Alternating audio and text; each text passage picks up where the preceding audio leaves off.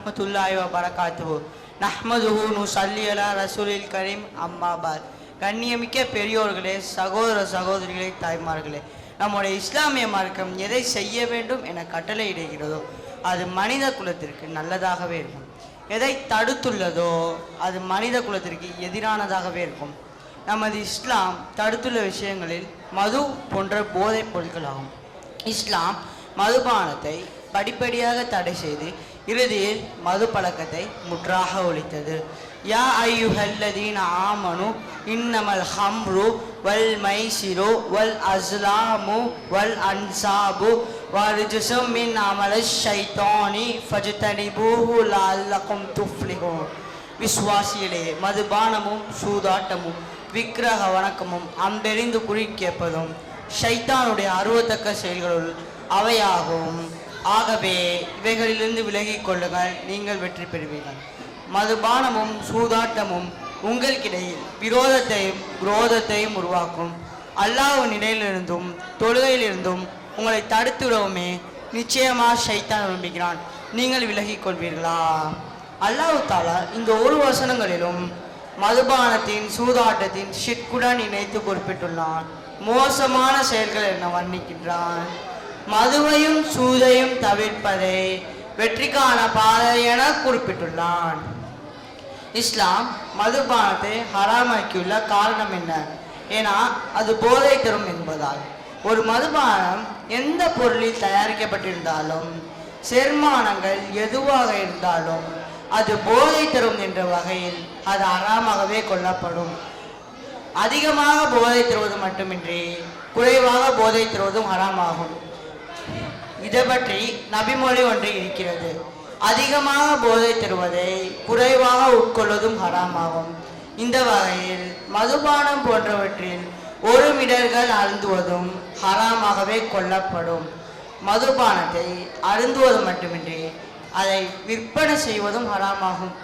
ஒரு முஸ்லீம் மதுபானத்தை காய்ச்சவோ விற்கவோ அல்லது விற்கும் இடத்தில் வேலை செய்யவோ முடியாது.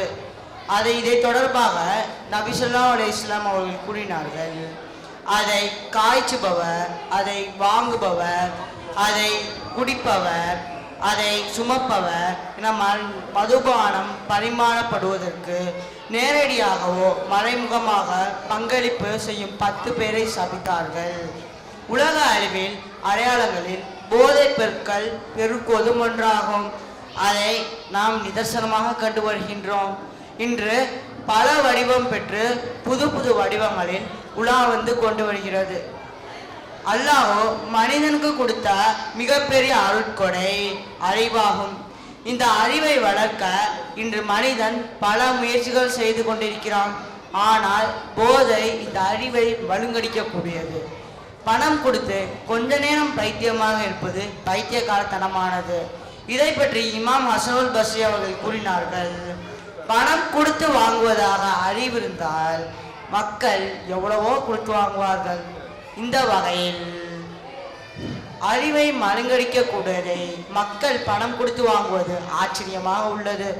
ஆகவே இளைஞர்களே, உங்கள் அறிவை மழுங்கடித்து உங்களை பைத்தியமாக்கும் மதுபானம் பக்கம் எட்டியும் பார்த்து விடாதீர்கள்.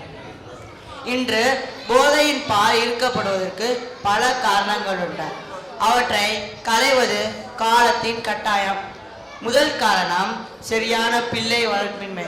இரண்டாவது காரணம் தீய நட்பு. மூன்றாவது காரணம் தொலை தொடர்பாக சாதனங்கள். இன்று நாட்டில் நடக்கும் பெருமதியான கொலை, கொள்ளை, திருட்டு, வாக்குவாதங்கள், சண்டை சச்சரவுகள், கற்பழிப்பு போன்ற செரும் செயல்கள் மட்டுமின்றி அதனால் ஏற்படும் பாரிய நோய்கள் நாட்டுக்கு நஷ்டத்தையே ஏற்படுத்துகின்றன. ஆண்கள் குடிப்பதால் பெண்கள் வாழ்வின் நிம்மதியை இழக்கின்றனர். குடிகாரர்களின் பிள்ளைகள் அவர்கள் சமூக அந்தஸ்தையும் கல்வியை இழக்கின்றனர்.